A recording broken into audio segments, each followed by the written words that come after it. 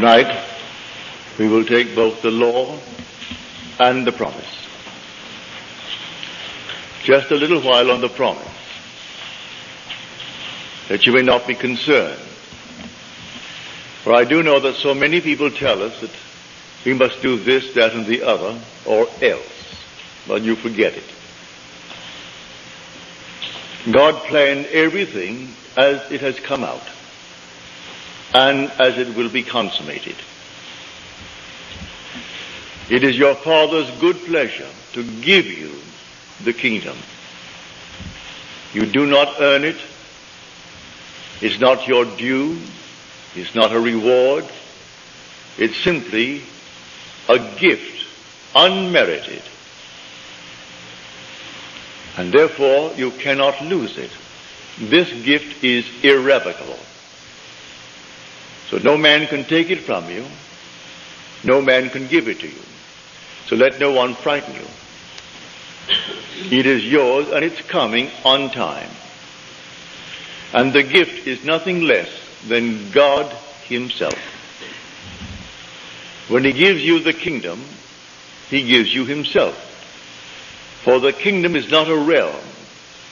The kingdom is a character. It's a body. And that body is perfect. And wherever you are clothed in that body, everything around you is perfect. No matter where you go, were you in the petrified forest, it would burst into foliage. Were you in the desert, it would simply blossom like the rose. Were you in the midst of all broken members of society, they would all be in harmony. If you came into a world where there were blind, lame, halt, withered, instantly as you glide by, eyes that were missing would come out of the nowhere and fill the empty sockets. Arms that are missing, feet missing, everything will be made perfect because you are present. That is God's gift, which is the gift of himself, which is his body. One day you'll be clothed with that body. So set your hope fully upon the grace that is coming to you at the revelation of Jesus Christ within you. That is the unfolding within you of God and his Son. And this is the hope that makes it wisdom to endure the burden of this long, dark night of time. For as Paul said, I consider the sufferings of this present time not worth comparing with the glory that is to be revealed in us. We are told we are justified by his grace. Well, justification in Scripture is divine acquittal. You're completely acquitted. No matter what you have ever done, you are acquitted. So when we are told, those whom he foreknew, he also predestined to be conformed to the image of his Son. And those whom he predestined, he also called. And those whom he called, he also justified. And those whom he justified, he also glorified. So justification is simply divine acquittal, and glorification is the gift of God himself to you, so that man then matures when he becomes his own Father. So we say it is the Father's good pleasure to give us the kingdom. In giving us the kingdom, he gives us himself. In giving us himself, man becomes his own Father. So let no one worry you, let no one in any way suggest that you've got to do something to earn it. You cannot earn the kingdom. You cannot earn this gift. This is a gift, unmerited, and it's not your due. Were it your due, then it's not a gift. It's not given as a reward. You are made fit for the kingdom. And your fitness for the kingdom is the consequence, not the condition of his gift. The minute he gives you himself, you are fitted for the kingdom, and you wear the body of God. And everything in your presence, while you wear it, is made perfect. But, having given us the promise comes first in Scripture. Then we are told he gave us the law. The law to cushion us, while we as pilgrims walk through the furnaces. And so we have a law. Man is not aware of the law. Even the wisest of men, they're not aware of it. I'll go back now to 1949. I was in Milwaukee. And I gave a series of lectures on the Bible. And this couple, he was a physicist, the head physicist of Alice Chalmers. They're a huge, big manufacturing firm making these turbines, sometimes bigger than this interior. And he was the head of the chemical department, where they would send water from all over the world who bought the turbine. And he would analyze the water to discover the problem that they faced. Because the water, as it came through the stream, gathered the chemicals. And then the chemicals deposited itself within the turbine. And so they would send him samples of the water. And then he would analyze the water and then send them the solution to their problem. Well, being a trained chemist and the head of the department, he didn't take issue with me, but he said, Neville, I can't quite go along with you. Because as a chemist, it's in conflict with my training. You tell me that you can go forward in time, that you can move backwards in time, that all things are, and everything is now, at this very moment. And yet you're telling me you can make things change, and it's in conflict with my training. We have a law known, said he, and we call it entropy. And entropy means that the past is fixed and unalterable. You cannot change it. If that could be changed, it throws everything out of kilter in my lab. I must know the past is unalterable, like braiding a lady's hair. And the braided part, that's fixed. The rest is future, not yet braided. We are waiting to see how it will develop from the braided part, because that is completely fixed and unalterable. And you tell me it is not, that the whole vast world exists now, past, present, and future, and that you can go into these sections of time in a world that is finished. Well, I can't go along with that. That's perfectly all right. I'm not a chemist. I'm not a scientist, so I cannot argue the point with you. I only know my visions. And I teach vision as I have actually experienced it. And I can go into these spots. I have gone into these places, and the past has not passed away. And it's fixed, as you say, but I'm quite sure one could go back and revise that past and change it. And I can go forward into the future that I do know and set it up to walk across a bridge of incident. When I come to that point in time where I have entered, it takes on the color and the tone and the reality that I assumed it to be when I entered that state. Can't be done. But he was a very honest man, as most of these fellows are. They're trained to be honest. How else could they achieve what they do achieve in science unless they're perfectly honest with themselves? Well, in the month of November, I received a letter from him. And he sent me the Science newsletter dated October the 15th. And it was all about the positron. And the one who wrote it was Professor Richard Feynman. He was then professor of physics at Cornell University. 20 years later, only last year, they granted him the Nobel Prize in Physics for that paper. It took them 20 years to recognize what he said as theory back in 1949. And if I can quote it, this is it. The positron is a wrong-way electron. It's wrong way in every sense of the word.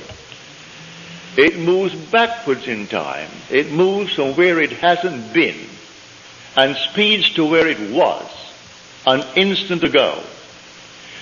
Arriving there, it is bunked so hard, its time sense is reversed and it moves back to where it hasn't been. Now that is not Neville speaking, that is Professor Feynman. For that he got the Nobel Prize last year.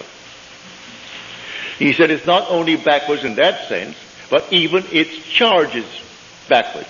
It's a positron, it's positive and not negative. And yet it is an electron. When they first observed it, or rather had it as theory, they did not want to admit it, but yet it fitted in with Einstein's theory, mathematically. So they had to in some way accept it, but no one had ever photographed it. Then came someone who photographed it in their studies of the cosmic rays. And here it was the actual positron. It seemed as though two were developed at a certain point. And it wasn't, said he, that one coming back, which was the positron, should, if it is bounced, it should be deflected and continue on its course, but deflected course.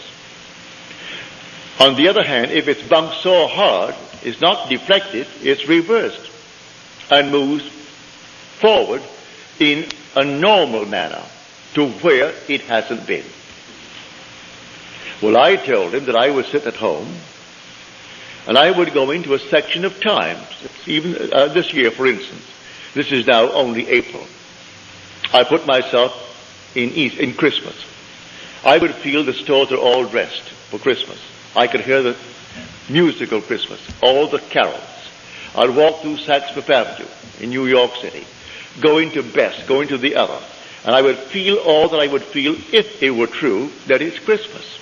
That is the month of Christmas. And then when I feel that it's all Christmas, then I would feel that things are as I desire them to be back in the month, say, of March or July, which was certainly not Christmassy. So take a hot, hot day in July, and I'm feeling it to be cold, and snow on the ground, and all the dressings for Christmas. And then I would open my eyes and bounce back and shock myself, because it seemed so real to me that when I came back and opened my eyes upon July, and it's hot, I thought, now, are you kidding yourself? No, when I went forward in time, quite normally, waiting out the days, the months, to the month of December, things happened as I actually had assumed that they would. I went forward and predetermined what would happen. Well, when he sent me this, he wrote a sweet, lovely letter saying, Neville, I must confess, I didn't see it. No one saw it until Professor Feynman in his lab discovered this. But he discovered it by theory. And you tell me you know it by vision. You're not a scientist, and yet all that you said to me, which I could not believe, and even in this moment it's difficult for me to believe, here comes a great professor, a theoretical physicist, and he is the one who wrote this paper. For that he got the Nobel Prize last year. He worked on our atomic bomb, he worked on the hydrogen bomb. Then he asked the government to relieve him of the secrecy imposed upon him because of his position. And he came here to Caltech and taught at Caltech theoretical physics. He said, I want the freedom of imagination. I didn't want to be confined with the secrets of government so that I could not express myself. Leave me alone, all in theory. So he goes blindly on with his mathematics and his theory, bringing out these concepts, all theory. Well, mine is not theory. I go into these states. Now, look at it this way. See the whole vast world as infinite states. All states. If they're all states, and you are an immortal being, you're not a state, you are immortal. You enter a state, and the state becomes alive. Therefore, you are not to blame if you enter a state unwittingly, and it's a horrible state. Men not knowing, yet you are in a state, they condemn you. But you have to express the contents of that state. If you enter the state of poverty, you have to experience poverty. If you remain in it, you must go and drink that to the very last drop, the dregs of that cup. If you go into any state and remain in that state, you're going to drink it to the very last drop. But you can get out of a state. You don't have to remain in it if you know it's a state. If you don't know it's a state, you identify yourself with the state and think that you're it. Man has identified himself with this little body, and he thinks he is it. So the day comes, he has to discard it because he's worn it out. As he discards it, all of his friends are crying to think he died. He can't die. He is an immortal being who wore a garment of flesh and blood. That same being who goes into states, remaining in a state, and the state has to be expressed by him who resurrected the state. For I am the resurrection and the life of that state. Now, you can change an individual with or without his consent if you so desire. Here is the story of a friend of mine. I persuaded him to give up his job here. I knew he was a single man and he would like to do what I am doing. So I said, San Francisco is wide open. I only go there once a year for 4 weeks at a time. Now I have reduced it to 2 weeks at a time. But I used to go in the early years 4 weeks. I said, they need someone badly who knows this law. You can't teach the promise because you do not know it. You can tell it, but from hearsay, because you have not experienced the promise. But you do know the law. And you are presentable, you are a gentleman, you go up there, I will not give you any money. But I will give you my mailing list of 500. It's a live list. And you send out my list. When I go, I will tell them that I allowed you to have my list. And I will get behind you in that manner, but not in any other way. You've got to go on faith. Well, he quit his job here. He had seniority of 8 years in the place that he worked. He goes up to San Francisco, and he made arrangements to open. He had a little dog, lovely little dog, and he was walking this dog one afternoon before he opened. And a man came over and greeted him and said, what a nice little dog you have. And then after the usual greetings, he said, can you help me out? I haven't eaten today. I'm out of work. And my friend said, no, I have no money. But I will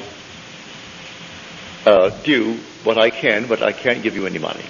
The man couldn't quite understand that. You can't give me money. What else could you do? My friend did not move one step after he said no to the request. The man went on. He remained there until he imagined that man in his presence gainfully employed, happy in the job, and standing on his own feet. That was taken the story in the book of Acts, when a man came to John and Peter, and he could not stand on his own feet, and he was begging at the temple door. And Peter said, gold and silver have I not for thee, but such as I have give I unto you. Rise and walk. And he rose and walked. It doesn't mean a cripple jumped up and walked. That's an entire different structure that I do know is possible when you wear the garment of God. You couldn't come into the presence of anyone as a cripple. The minute you came by, he ceases to be a cripple. If he has no feet, feet come and fill the sockets. If he's blind, they come in and fill the sockets. And he is not blind. And you do nothing to do it. No compassion. You simply are so perfect that nothing imperfect can remain in your presence. But in this case, on this level, no one is actually going to jump up from the crippled state and start walking. But he takes a man who is crippled, who is standing on other people's feet by begging from them. Well, a month later, he was walking his dog and he saw this man and he crossed the street. The man crossed the street and came over to him. He said, I don't suppose you remember me. He said, oh yes, I do. I remember you just about a month ago that you asked me for money. He said, yes, and I want to thank you for not giving it to me, and extended his hand to my friend. He said, had you given me the money, I today would be asking you for money. Because you did not give me, I was so embarrassed and so annoyed with myself that I put myself in that position. I went out the very next day and I got a job, a good job. It pays well. And it has promise of growth. and I am very happy in the job. So again, let me thank you for not giving me the money. He put the man on his own feet by representing him to himself as one gainfully employed. That's what I'm talking about when I tell you the all states. He took him out of one state and put him in another state. The man who is in the new state is the same man. You are an immortal being. You are changing only when you fall into a state. And others who knew you well in one state think, what has happened to him? You either go up or you go down. If they see a radical change, and they wonder, what has happened to him? He is affluent, he is this, he is that, or what has happened to him? He used to be, and look at him now.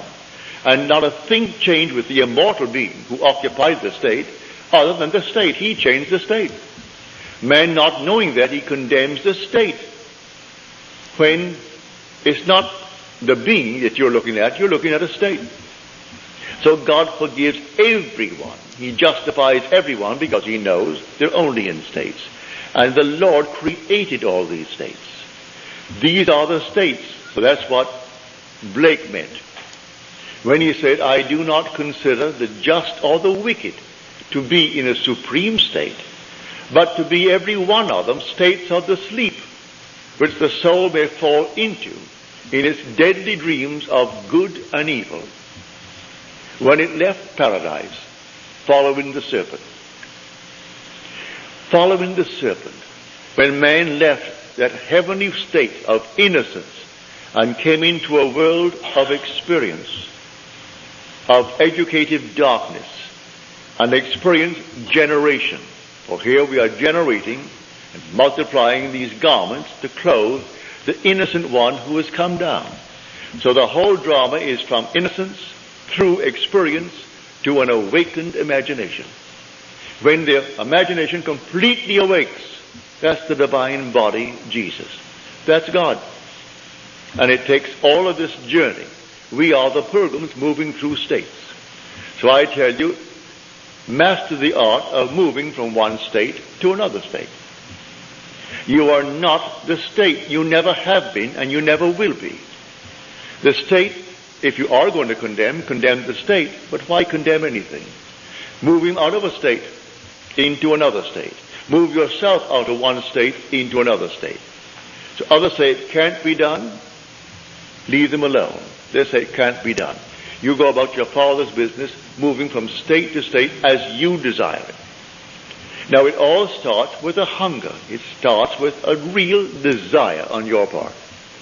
And all these infinite states are simply to satisfy the hungers of men. So you want to be good, as you understand good to be. You want to be wealthy, as you understand it. You want to be famous, as you understand it. All these are states. Go into the state before you are qualified. Go into the state and stay there. The state has all the things necessary to externalize itself. But you are the occupant power. You have to go into the state and dwell there. Now, as I go into it, let me remain in it. If I come back like the positron, I'm simply going to be turned right around. I'm not going to be deflected and continue my journey in the same direction, only deflected. I'm going to be so shocked. And everyone is shocked. When I go into a state and it seems like this, it seems so real. When I open my eyes, oh, here I am, back there. But that shock turns me around from that return to my motion forward now as an electron. I'm not a positron anymore. I was a positron when I actually started back in time. And when I reached this body, and the body is jolted when I open my eyes. Then, what I did there, I am moving across a bridge of incident now, some series of events that leads me up to the fulfillment in what the world calls reality. But it was real when I occupied it in my imagination. That's when it was real. We exist in these bodies. We live in our imaginations. For our imaginations, these are the only realities. Imagination is God. That is the divine body, Jesus. I used to sit and simply try it in my living room. I couldn't see the chair where I sat in the living room from the telephone in the hallway. I would sit at the telephone in my imagination while my body was in the living room. And then I would assume I'm at the telephone. Physically, I couldn't see that body. And then suddenly I would feel myself back on the chair. And what a shock. And then from the chair, I would put myself back at the telephone. I would stand on the outside of the house and see it like this building. See it from the street rather than from here. And assume while I'm standing here that I am looking at the building from the outside. And suddenly you are on the outside. And you're looking at it from the outside. Do it with your own home. Do it with anything in your room. And that gets you sort of in a state of moving. You become mobile, as it were. And it's easy then to occupy any state. And they're only states. So when someone thinks themselves so important, it's only a state, but all right, that state in itself is important to them. And anyone occupying that state must do exactly what they would do. If I were in the state of Hitler, I would do the same thing Hitler did. Because it's a state, and if I fall into it, knowingly or unknowingly, I've got to play that part. So he does not consider the just or the wicked to be in a supreme state, but to be every one of them states of the sleep, which the soul falls into when it leaves paradise, following the serpent. That serpent of generation. So here, you can be what you want to be, if you know that all these are only states. And in the end, you are justified. You are completely exonerated. You are acquitted, divinely acquitted. So let no one frighten you as to what you must do to earn the kingdom. You do not earn the kingdom. It's your Father's good pleasure to give it to you. And it's a gift that is not your due. It's not a reward for any good things you did.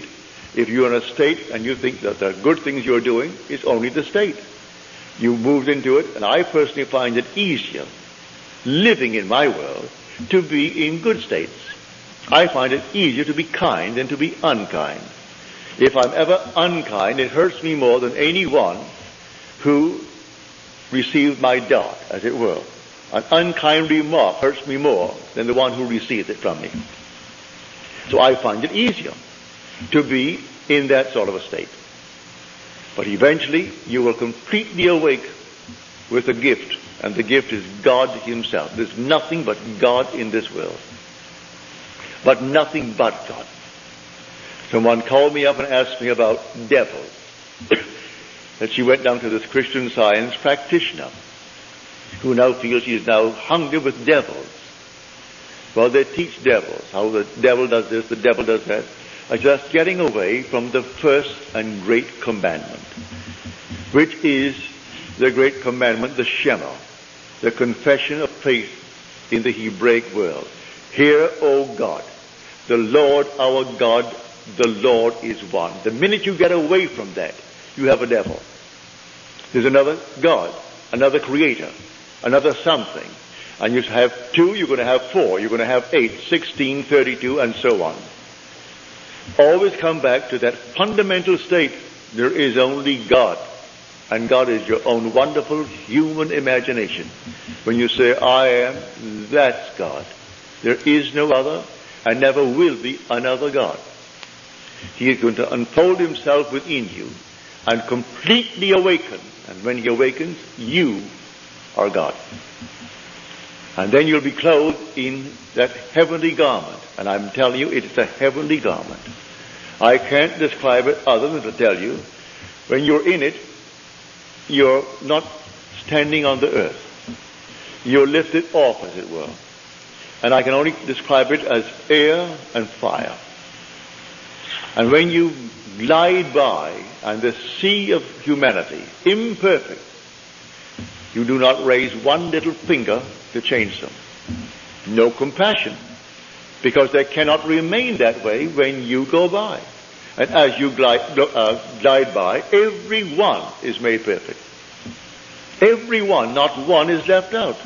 Doesn't matter what he did to lose his eyes, what he did to lose his arms, to lose his legs, to lose his tongue. It doesn't matter what he did. In your presence, he cannot remain imperfect. And everyone is made perfect. That is the kingdom. So it is your Father's good pleasure to give you the kingdom. So set your hope fully upon this gift. And then you can endure the temporary ills of the world. Because we are moving through all these things, and not every moment of time are we alert to these states, and we can fall into it by reading the newspaper, fall into it by hearing a news bulletin, fall into it by a little conversation with a friend. And there we slip innocently into a state. But the state isn't concerned. You animated it. You made it alive when you entered it. Because you are the only resurrecting power in the world. You are the resurrecting, living power of the world.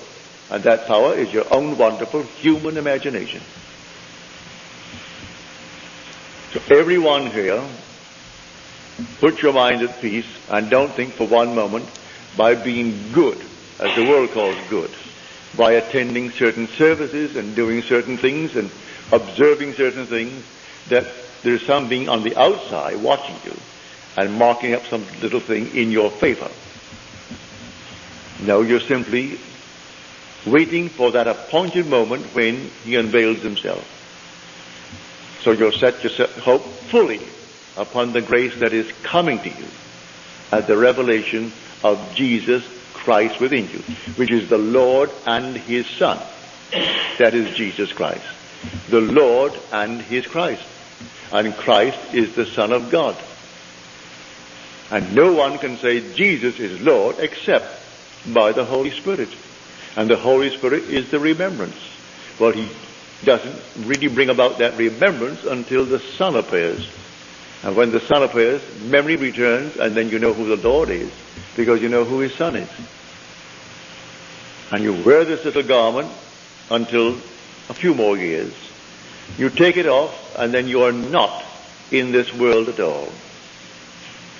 You are in an entirely different world, where everything is perfect, because you are perfect.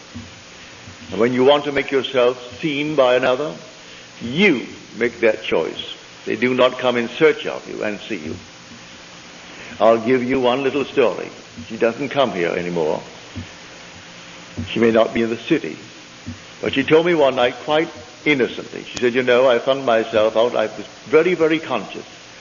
And I said to these people around me, do you know of Neville? And they said, yes. And then she said, who is he? And with that, she said, I was whirled as though I was some meteor flying through space, thrown out, as it were, and woke scared to death. You do not see one who has already been born from above until he chooses to show himself. He must manifest himself to you. You do not go looking for him. Because unless you are born from above, you cannot enter the kingdom. Even though it's his pleasure to give you the kingdom, it will come after your birth from above. Prior to that birth, he can't give you the kingdom. And one to whom he's already given the kingdom is not in the world. Though for a little while he is in the world telling the story, telling it from experience and not from theory. So I'm telling you exactly what has happened to me. I share it with you. And it's going to happen to you, every one of you. So let no one in any way try to convince you that you must be a little better than you are if you would get the kingdom. The kingdom is your gift. And listen to the words in the 11th chapter of Romans. It is irrevocable. The gift and the call of God are irrevocable. You cannot revoke it, and no one can revoke it. And your inheritance is not only God. You're told in the 4th chapter of Romans, you inherit the world. The world is yours, and all within it. You don't inherit some little portion of the world. You inherit God, and God owns the world, and the world is your inheritance. So in the 16th Psalm, David is made to say, The portion of my inheritance is the Lord. That's his portion. He inherits the Lord.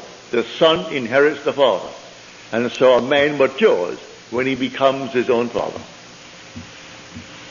This is the great mystery of Scripture. And you will inherit the Father, for it is his will, and no one can break his will. It's your Father's good pleasure to give you. So when you hear people bragging how this one is better than the other one, forget it. They're judging states. So that man is richer because he's a state that is richer than the other state that is poor. But the occupant of the rich state does not differ from the occupant of the poor state. And the occupant of the state tonight that is in jail does not differ from the judge who sentenced them. One is not better than the other in the eyes of God. In the eyes of God, all are acquitted. That's justification. We are justified by his grace, we are told. All are justified by his grace. And grace is an unearned, unmerited gift of God. And that grace is God's last, his final gift, which is love in action. And God is love. It's his gift of himself. And that's when he gives you himself. There's not a thing else to give. He gave you himself. And the whole vast world is yours. So we inherit the earth. Now tonight, I hope you'll start practicing. Won't take you any time at all to try it. It costs you nothing. And it works wonders. You can sit here tonight or you go home. Put yourself in a state of affluence. What's wrong with that? I know, well, back in the 1920s, 1930s, we had a deep depression beginning in 29. And do you know that you could go to Tiffany and buy, say, 8 glasses, beautiful glasses for a wedding present? Cost you what? Not more than 75 cents. A beautiful glass. And in a Tiffany box. The whole thing was a Tiffany box, beautifully done. You'd go to Macy's or Gimbel's, and you'd buy something not comparable for $1, $1.25. But the majority would not be seen dead in Tiffany. That was style. That was something beyond them. They wouldn't even walk in. They felt embarrassed to walk in. Yet you could go into Tiffany, the jewels on the first floor, take the elevator to the third, where they had the lovely china and lovely glassware on another floor, and get a beautiful gift wrapped package from Tiffany. You didn't have to send 2 dozen. 8, that's enough. 8 beautiful glasses. And people would not go in. They were embarrassed to be seen in Tiffany. I'm quite sure the same thing is true here with their branch hair. And you could go to Tiffany and buy a lovely thing for very little, really. But people are trained, that means something that's classy and that and the other. And if you're in one state, you can't argue them out of it. They've got to get out of that state to be able to go into a state. And if you tell them, you know, at one time in your life, a $12 suit was all that you could afford and all you thought you could ever afford. You get out of that state and think something differently. And then you pay $250 for a suit easier than you could get at the $12 for the other suit. I know it happened in my own case. When I began to buy a suit for $250, it was easier for me to pay $250 than when I had to get up $12 for a suit. That if it rained, I had to start running, or I couldn't get out of it. Now that is life. And you simply move from one state into another state. And the same being, I'm not another being. I answer the same name. You say Neville, I answer. I answer then to the name Neville. And yet I move from one state to another state to another state. As you move from one state, what you couldn't do in one state, you find it so easy to do in the other state. I was in a state for the longest while where I couldn't eat meat, fish, fowl, drink alcohol, smoke, sex. Well, I did nothing. but nothing. Then overnight, my friend Abdullah told me, you're going to come back from Barbados and you will have died, you know. I said, I will die? He said, I don't mean that you're going to die and be buried in Barbados or buried at sea, but you will have died. All the things you haven't done in 7 years, you will be doing before you get back. Do you know he was true? And I couldn't tell you how it happened. I couldn't tell you how it happened. It just happened. In Barbados, I lived for 3 months in my mother's home, and still lived as I did in New York City. And on my trip north, in 10 days, I was doing everything I hadn't done in 7 years. And I cannot tell you how it happened. I moved out from one state into another state, and it came to me as normal and as natural to do the things I did at sea as I did in 7 years the other things that I didn't do. So I tell you, the only states, all states of consciousness. And if you recognize that, you can forgive every being in this world, no matter what he is or what he plans to be or what he's done. Because in the end, he is going to be justified. He is justified by the grace of God, as we are told. Everyone is justified by the grace of God. He is divinely acquitted. And when God acquits him, who is going to judge him? And after justification comes glorification. So he begins with those whom he foreknew. Well, he foreknew us, for he chose us in him before the foundation of the world. And if he chose me in him before the foundation of the world, then he knew me. And those whom he foreknew, well then he also predestined. He predestined them to be conformed to the image of his Son, that which reflects his glory and radiates his glory and bears the express image of himself. I am destined to be that, to be the express image of himself. And those whom he then predestined, he called. Call my sons from afar and my daughters from the end of the earth. Call them all. And he's calling us one by one by one, for we are so altogether unique. He can't call us in pairs. Call us one by one. And those whom he called, he also justified. And those whom he justified, he also glorified. So you are destined to be glorified with God, as God. And it will not in any way be stopped by anyone. So let no one frighten you. From the pulpits of the world, every Sunday morning they try to scare the people to death, set themselves up as the criterion of what people ought to be. In other words, look at me, they will say, and follow me. I saw in yesterday's paper this son of a very prominent evangelist across the country. He's in Barbados, he's in all the West Indies, he's all over Europe. Someone in Denmark wrote me 3 letters recently, asked me what I think of him. Well, I did not respond. I answered his first 2 letters, and then when he kept on trying to make this a conversation between us, and he mentioned this party, I did not answer. I never listened to the man. I've never read any of his works. But when I read in the paper yesterday a picture of his son, who confessed that he was simply, he had sinned against his wife and his children. Well, you know what he means. And then he sinned against God. Then I went on to read that this man takes in tithes $30 million a year in tithes. He tells them how they're serving God when they send him money and taking in $30 million tax-free. It's religion. 30 million. So now the son has now been removed from being the heir. The father's 80 years old, but he's still in control of that 30 million a year tax-free. I wonder what he talks about. So that is big business. When you go into that sort of money, that's big business. And you have no room in your mind's eye for any spirituality, none whatsoever. And you can take that greatest of all books and make a mess of it.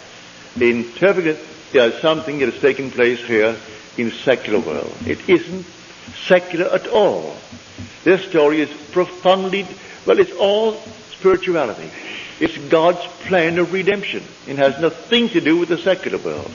And they're telling you the future of America, the future of Russia, the future of China. It's not in Scripture.